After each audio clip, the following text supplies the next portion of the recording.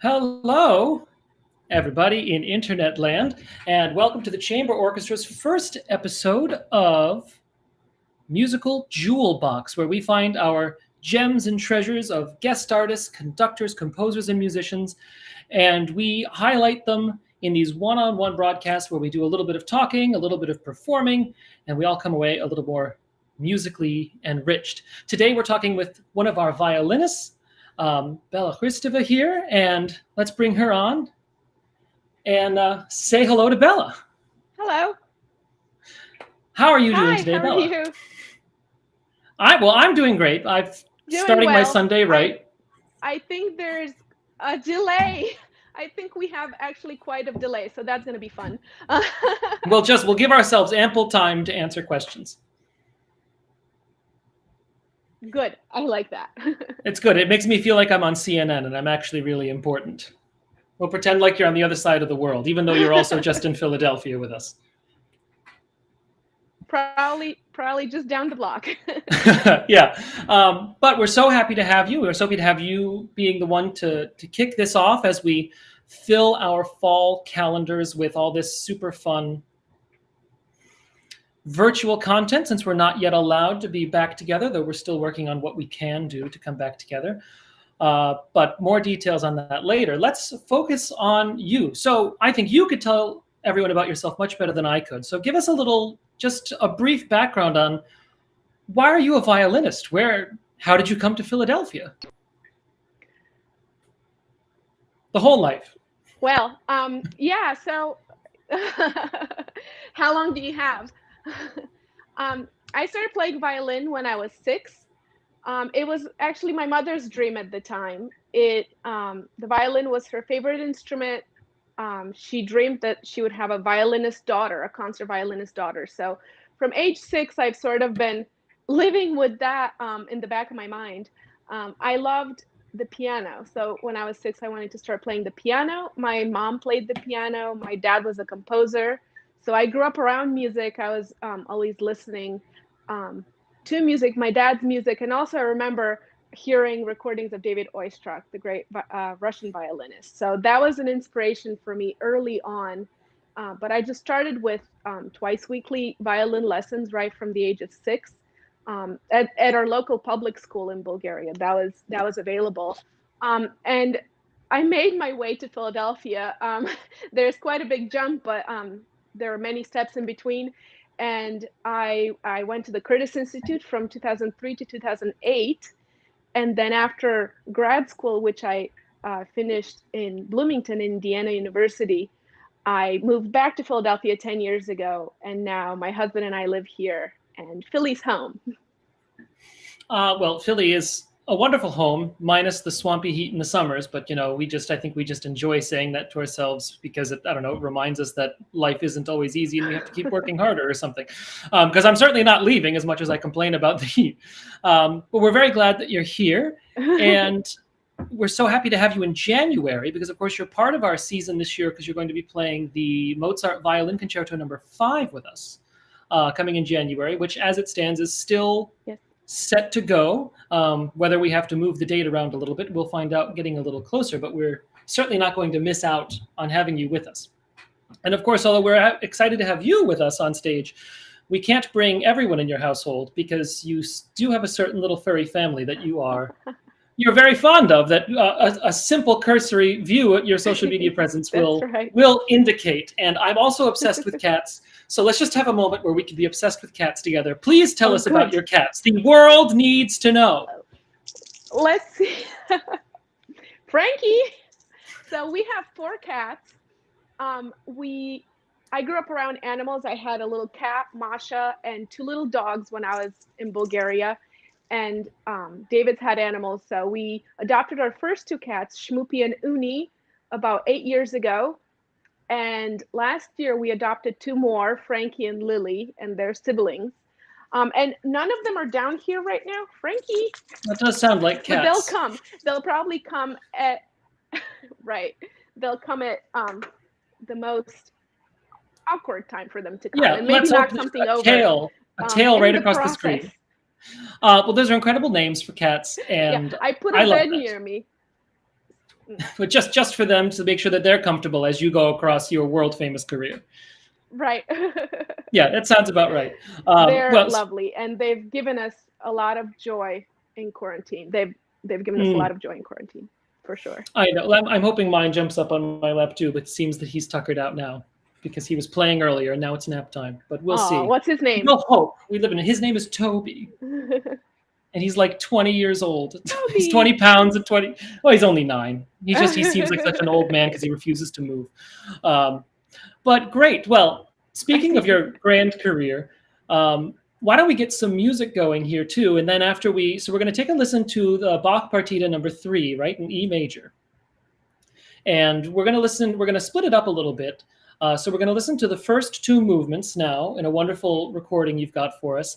And then when we're done with that, let's talk a little bit about Bach and then a little bit about Mozart and his concerti. And then we'll see if we have another famous movement that was launched into space for the end, just maybe. So let's take a listen to that. And then we'll be back after we hear the first 2 movements of Bach's Partita number 3. Good.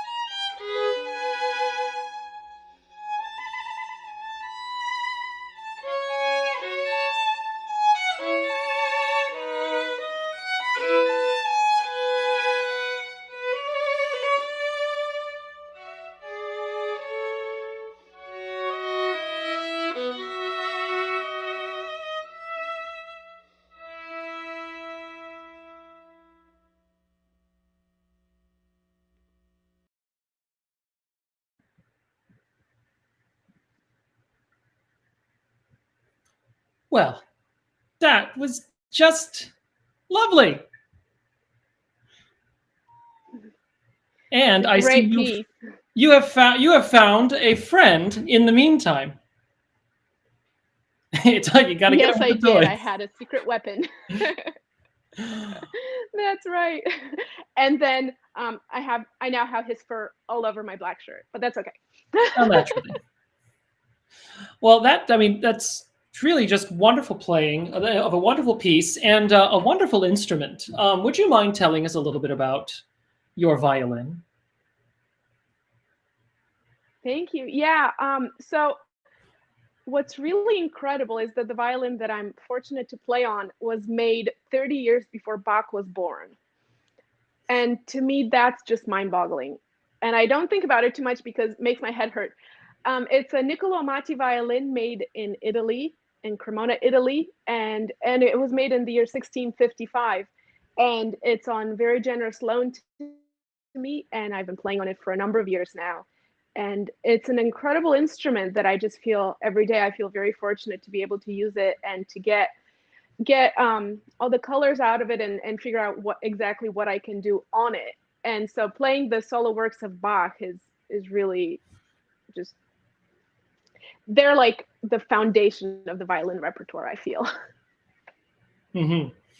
No, I'm glad you mentioned that too, because I mean, you're playing classical music with us, but everyone loves Bach. Who doesn't love Bach?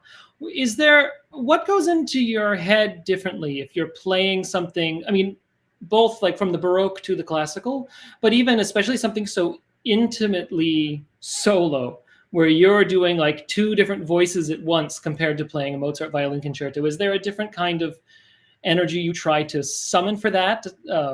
Do you call on different memories? Yeah, it's interesting because I think because the piano is my favorite instrument to listen to, I love playing music for an accompanied violin because I do get to play all the different voices. And I also love playing with orchestra, but there's something very pure and very just, there's nothing like it, like the solo music of Bach. Whether there are technical differences that I do between playing Baroque music or classical music, I think a lot of them are subconscious. Even though Baroque music, it was played in the court, it was played at church too, but there's so much emotion in Bach's music. So that sometimes even makes you think of later periods like the Romantic or after that, because there's so much chromaticism that he wrote, and it's amazing. It still sounds new today, some of the music that he wrote. So, and I think you don't have that as much in the classical period. Now I'm making a huge generalization, but I But feel, generalizations are fun. yeah.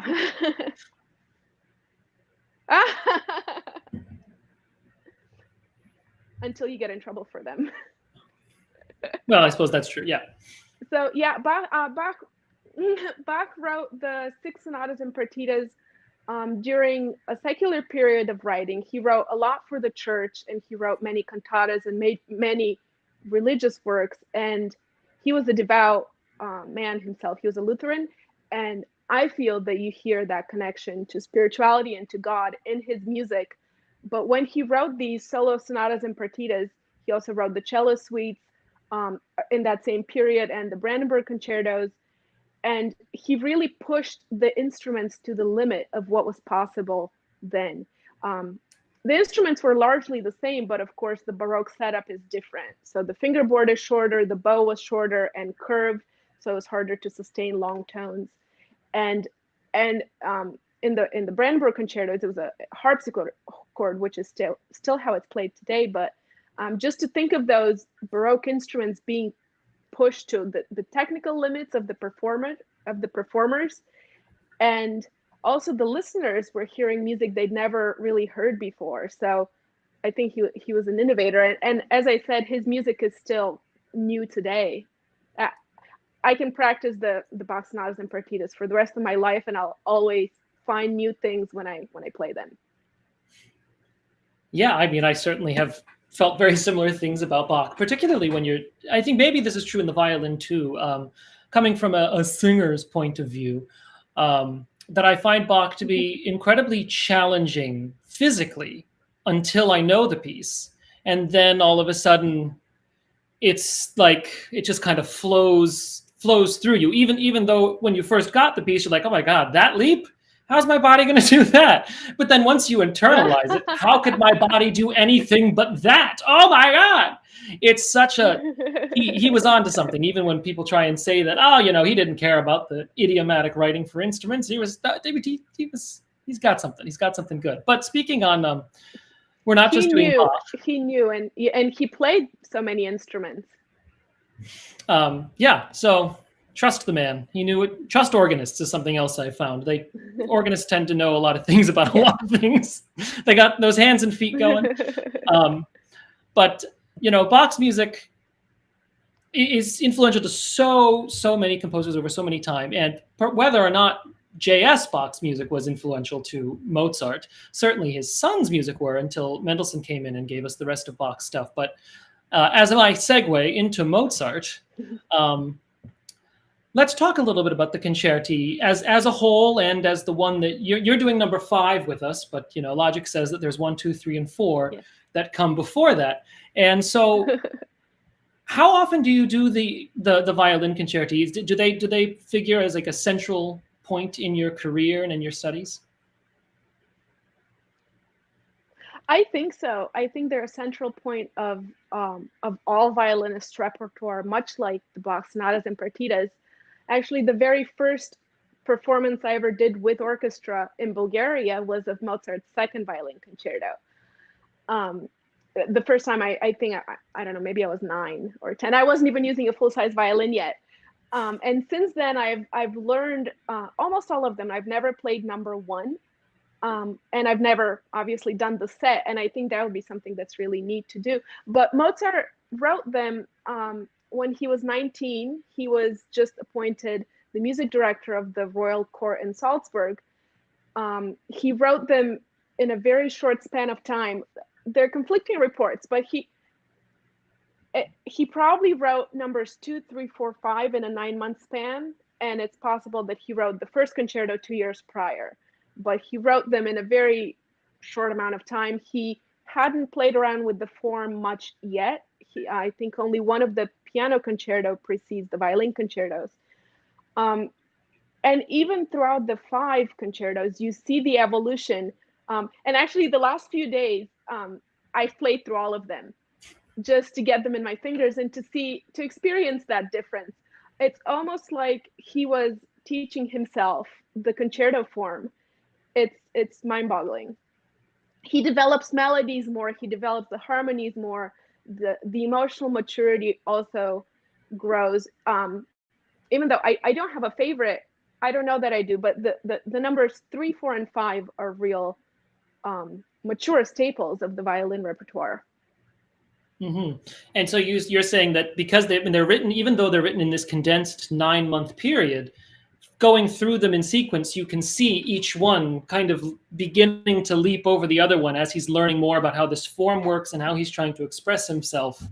I mean, obviously he was a violinist as well as keyboardist, but still, writing and performing are not quite the same thing, though they inform each other. And he's charting how he wants to really feel his way into the audience through this interplay between soloist and orchestra.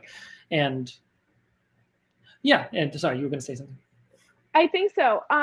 Performers were composers and composers were performers. There aren't details about the premieres, but it's likely that he wrote them for himself. That would have been expected of him as music director of the core orchestra. And yes, I feel like he was innovating. So if we move to the 5th concerto, which is the one I'm going to play, so it's each one of them starts with an introduction, which was very much the norm, and then the solo comes in. In the 5th concerto, again, it starts with an introduction, and then the solo violin comes in with a beautiful slow melody. So it's almost like a second introduction. You don't hear the theme yet. And when the violin finally does play the theme, you realize that you haven't heard the theme yet, because what the orchestra starts out with was actually the accompaniment to the theme. So he plays games with the audience. He sort of plays with your expectations until you think you know what to expect, and then he plays with that too and does something else. So I think he had a mischievous personality. You sort of hear that throughout so much of his music. Yeah, I mean, my favorite. I will live forever on the not reading through any of the letters he sent to his family. They're just, just, just some wild hijinks with that boy. I'm glad you brought up the that adagio entrance, because as I was reading these things too, preparing for this, and one of the little tidbits that I found really interesting is that maybe perhaps related to these things is that, I mean, that was a weird thing to kind of interrupt what was traditional concerto form with this adagio melody and then get on with the rest of the work. But also that there's it's marked as aperto as opposed to just like an allegro or a presto, and this marking is not something that usually comes up in Mozart's instrumental works, but it comes up a lot in his operatic works. And in 1775, just short of the birth of our nation, but 1775, Mozart apparently was really pining to get back into writing more opera. And in that very same year in Salzburg, the theater that he was using to do any of his theatrical productions closed down. And so perhaps it's a pedestrian observation, but it does kind of seem like he's intentionally imbuing some kind of operatic form because he's missing out on that in his professional and personal life while he's in Salzburg in 1775. That could be, and that's very interesting. I think so much of his music is vocal. You pick any of the slow movements, you just imagine somebody singing it. And I think in number 4, in the D major number 4 concerto, the slow movement melody is actually from one of his operas. I think his music is very operatic. In the 5th concerto, you almost hear call and response between maybe 2 singers, the man and the woman, because he jumps down in register in the violin. So yeah, definitely. Yeah, we all try to be singers. String players, I think, would love to sound like singers. And singers would love to sound like themselves. At least most of the ones I've met. So especially listening to that adagio, that melody, perhaps this one's really crazy, but I happen to be a big così fan tutte person. I know everyone always says Don Giovanni and Figaro and Magic Flute, but così fan tutte really has a spot in my heart. And I swear to God, there's something about that first movement introduction melody that sounds like that trio, that Soave trio in così, as the two girls and the guy who's neither Ferrando nor Guglielmo. I love it so much I forgot the character's name. But there's some things that I wonder if he went back and borrowed some of his melodies. But that's that on opera and I think vocal composers are notorious for borrowing from themselves. Yeah, and definitely. Why not? If it worked once, it'll work again. Now, moving through into the next part of this concerto, apparently the second movement was rewritten later on because there was some violinist Mozart wanted to work with. I haven't heard that. Oh, well, yeah, and this is exciting because I was wondering if you've ever replaced them, and I think we do the traditional original 3 movements, but kind of like I guess with it happens later with Beethoven. I knew that. And did the old movement become a standalone piece? Yeah, it is its standalone. It's like an adagio work, like later on, but was written to replace because whatever soloist said, I don't think this is. He didn't think it was emotional enough, or thought it was like too held back, and so he wanted something a little more exciting. But it seems that history has sided with Mozart in this case, unlike with Beethoven, who had the Grosse Fuga, which was the original 4th or 5th movement of the concerto. And then he said, no, right. People lost their minds.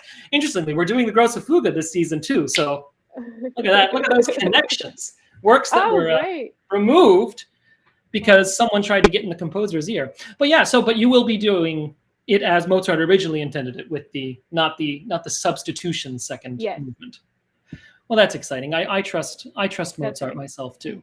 But of course, that kind of brings us into the third movement here, which I is think that's good. the Turkish movement. Since we call this the Turkish concerto, how do you feel about the Turkish concerto? Because it sounds like an awful lot of fun. Well, yeah, so Turkish music, or rather Turkish military music, I think Turkey was seen as sort of the exotic culture, if I can even say that, to Austrians at the time. So The far away. military band, there was a lot of percussion and drums and very strong rhythms associated with that. And actually, many composers use the style. It's a marching style, alla turca, in the Turkish style. And Mozart also used it, I think, in some of his operas. He was definitely experimenting with it. Um, in this concerto, the middle section of the last movement becomes minor. It becomes in 2/4, so again, very march-like. And he asks the celli to play on the wood of the bow, so there's a stroke called con legno, and that adds to the percussive drive of that movement. So that was, I'm sure, an extended technique of that time, which now is a standard technique that many composers ask for. But I wonder if he would have been the first composer to ask them to, you slap your bow against the strings. It's very striking to see and hear, and you hear the wood of the bow. And so the nickname has stuck, so it's the Turkish concerto. Yeah, well, it's certainly very fun, and I love it when string players smack their instruments up. Although one time I wrote a piece for a string quartet, and I told them to just start beating all the other parts of it too. I think I was on a Penderecki bent at the time, and they looked at me and said, "Okay, tap tap tap." Like, no, really beat it. They really weren't interested in beating their instruments up. I don't know why. I don't know what would possess them to disobey the composer's wishes. That's when you get $60 violins from Amazon. At that point, you might as well just light them on fire at the end and give the audience a real avant-garde show. You're right. Although, in my grand segues here, with the avant-garde, contemporary music, extended techniques, it's not just Mozart that you do. You're rather steeped in contemporary music, and you also have a rather famous contemporary music husband. So tell us a little bit about that. That's right. Yeah. Well, I love playing all music, but I get very excited by playing contemporary music because it's a chance to get inside the composer's head, really. And I am married to a wonderful composer. His name's David Ludwig, and he's written a number of pieces for me, and I play many of his other pieces that were written for others. And recently, one of the probably the most meaningful projects that I've done was a consortium commission, it's a tongue twister, of a violin concerto that David wrote for me. It was commissioned by 8 different orchestras across the U.S. And I've played all of those concerts, and now we're playing it outside of the original 8. And it's really a chance for us to travel together and work together. But getting to perform something written for you is really unlike anything else. I just think it's really special. And would you say that working with composers like you do gives you an even better and further window into Bach and Mozart and Brahms and Barber? I would say so. My teacher at Curtis, Ida Kavafian, she likes to say, play old music like it's new and new music like it's old. But to me, what's been fascinating working with living composers is what they are happy to change in a piece of music they wrote and what they're not happy to change. So that does show the insight. I don't want to see a piece in progress. I don't feel like that's helpful. It's not helpful to me. I don't know that it would be helpful to the performer. So again, I'll use our concerto as an example. I really wanted David to write the piece he wanted to write before I gave my thoughts or input or anything like that. So after he was finished with the piece, we went through it, and just to make sure that all the techniques worked and things like that. So that's when I'm surprised which things he's happy to change and which things he's not happy to change. And it would not be my instinct to do that. So it's very interesting. And we as performers, I think, wish we could ask Beethoven and Mozart exactly what they meant, and was that a mistake or was it not, or did you mean it? Though if you ask Beethoven that, he probably would never talk to you again. He would sulk walking around Vienna. Right. Well, that's great. And well, one more bit on the concerto, which I don't think you mentioned, or I could always be losing my mind. You have a bit of a little personal family connection with your violin concerto with David too, don't you? With your musician father. Yes. Yes. So my dad, I unfortunately never knew him. He passed away when I was very young, and he was a Russian composer. He lived in Russia, and I knew his music, but I did not know his violin concerto, though we knew that he had written one. So when David was writing our violin concerto, he found my dad's violin concerto. He did an interlibrary loan from the Northwest University, and he received the piece and scanned it. And because the piece was written right around the time that we were getting married, and it was in a way a celebration of our marriage, David included 13 measures from my dad's concerto into the slow movement of his concerto as a way of having a parental witness at the wedding, which was just incredibly thoughtful and sweet. And he now says that he can't top that, or rather, his friends say, "How are you gonna surprise her next?"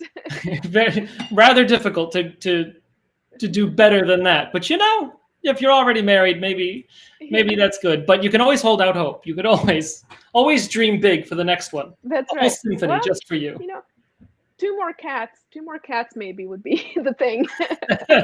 The only thing that could possibly. Well, Kidding. thank you so much for coming with us today here. I think we're just about out of time, and I know we'd like to hear that third movement of the partita, but we are so glad that you took the time to be here with us. We hope to we'll get you back sometime in the spring, aside from, of course, your wonderful concert, because God knows we're going to have to keep talking to people on computers even after we have concerts back, because you know what, it's kind of fun, and it's a good excuse for me to spend my Sunday afternoon talking with incredible people. So it's been a pleasure. Much. Very happy to be here. Yeah. And thank you everyone for tuning in with us. And we hope you will see you next time with David Hayes when we talk about his Grosse Fuga and Shostakovich and Schubert's Death in the Maiden concert.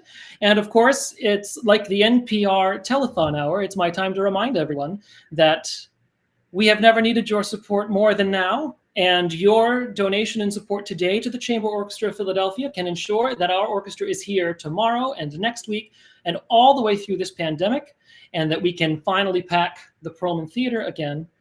And you can find that link, I think, in the video description. There's a link that you can just donate to us. It'll be great.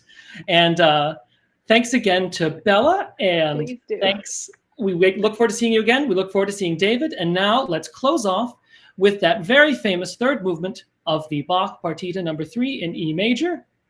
And I wish I had a smoother way to do that, but you know, here we are. Thank you very much, and everyone enjoy your Sunday.